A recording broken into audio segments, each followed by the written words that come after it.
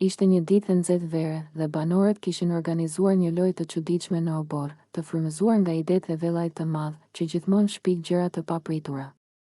Ludo dhe Hygerta ishin pjesë e një sfide të veçantë. Të dy ishin të lidhur me një litar të trashë që i detyronte të bashkëpunonin dhe që çdo veprim i tyre të shkaktonte situata qesharake. Banorët i shikonin me kënaqësi nga anët e oborit, duke qeshur me çdo lëvizje të dyve.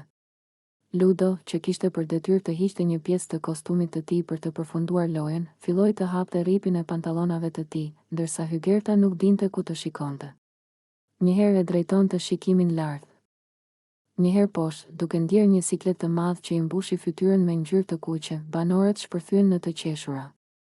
Një fëmijë i vogël që ishte ulur në trotuar bërtiti. Ludo po humbet betejën me rripin. Dhe të tjerët filluan të qeshnin edhe më shumë. Ludo, i përqendruar në detyrën e tij, nuk e kuptonte fare se sa qesharake dukej situata. Hygerta, nga ana tjetër, tentonte të bënte grimasa të vogla për të fshehur sikletin, por çdo lëvizje e saj vetëm sa e bëri situatën më komike. Kur Ludo më në fund e mbaroi sfidën dhe vendosi gjithçka në vend, të gjithë shpërthyen në duartrokitje dhe të qeshura.